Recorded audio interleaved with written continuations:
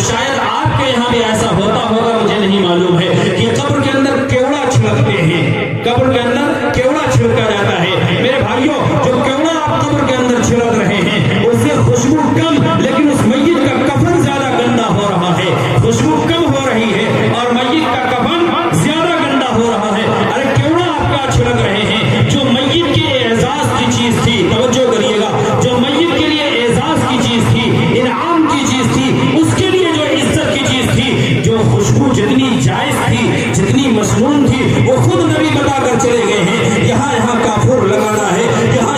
بڑا چیزوں میں عطر لگانا ہے۔ کیا عطر سے زیادہ کیوڑا ہوگا خوشبودار؟ آپ کیوڑا اس کے اندر ڈالتے ہیں، کیوڑے سے میت کو خوشبو کم اور اس کا کفن زیادہ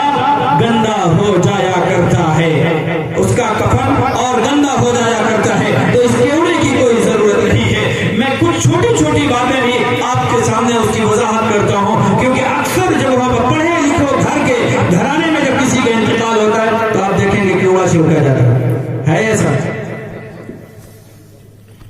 اور آگے چلتے ہیں اسی قبر کے حوالے سے تھوڑی بات۔ چلو یہ تو خوشبو اندر ہے،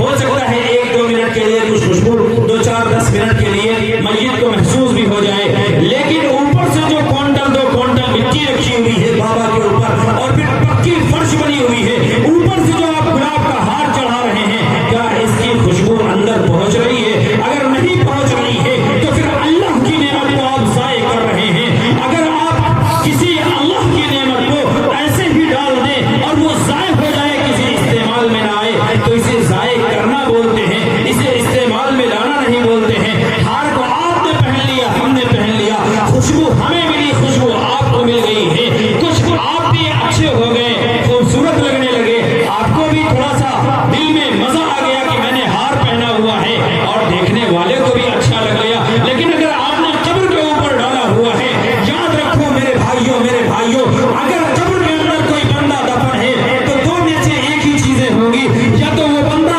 واقعی اللہ کا دوست ہوگا یا نافرمان فاسق فاجر ہوگا۔ اگر واقعی اللہ کا دوست ہے تو اربوں کھربوں کونٹل بھی اگر آپ گلاب کے پھول اس پر رکھ دیں، لیکن جنت کی ہوا کا جو ایک جھونکا اس کی قبر میں پہنچ رہا ہے، یہ کونٹل گلاب کے پھول تمہاری کوئی حیثیت نہیں رکھتے۔ لیکن اگر وہ گنہگار ہے، فاسق فاجر نافرمان ہے، بد کردار ہے اور وہاں پر جہنم کی لپٹ آ رہی ہے، اربوں کھربوں کونٹل لاد دیں اس کے اوپر، جہنم کی ایک لپٹ کے سامنے یہ سارا کافور ہو جائے گا، ختم ہو جائے گا۔ کیا حیثیت ہے اس کی؟ بالکل موٹی آسان سی اور مثال خواتین کے لیے تو بہت واضح کرنا پڑتا ہے، ورنہ ان کے سمجھ میں آنا تو بڑا مشکل ہوتا ہے۔ ایک چیز میری سمجھ میں نہیں آتی، کل میں ایک جگہ پر رات میں موجود تھا، یہاں دیکھا لکھنؤ سے آگے تھا، آج بھی لکھنؤ میں تھا، حافظ محمد دانش صاحب جو آپ کے ہیں، انہوں نے فون کیا 8 تاریخ کا تھا، اچانک فون کر رہے 7 تاریخ اور میں لکھنؤ سے آگے موجود ہوں، رات بھر کا جگہ ہوا، اس کے بعد صبح 10 بجے لکھنؤ پہنچا ہوں اور نماز جمعہ سے 15 منٹ پہلے فارغ ہوا، نماز جمعہ ادا کی اور اس کے بعد یہ ہو رہا ہے کہ آپ کو 7 ہی کو آنا ہے، 8 کو نہیں آنا ہے۔ میں نے کہا انشاءاللہ اللہ کا نام لے کر حاضر ہو رہا ہوں، کوشش کر رہا ہوں، نکلتا ہوں، 9 بجے تک پہنچ گیا تو اللہ مالک ہے، نہیں تو جو ہوگا مقدر میں دیکھا جائے گا۔ خیر اللہ کا کرم ہوا کہ میں 9 بجنے سے 6.5 منٹ پہلے آپ کے یہاں حاضر ہو گیا ہوں۔ میں عرض یہ کر رہا تھا کہ اگر قبر میں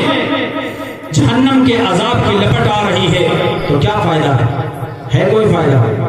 تو جو قبر پر چادر چڑھائی جا رہی ہے، توجہ، قبر پر جو چادر چڑھائی جا رہی ہے اس چادر سے بھی اندر والے کا کیا فائدہ ہے؟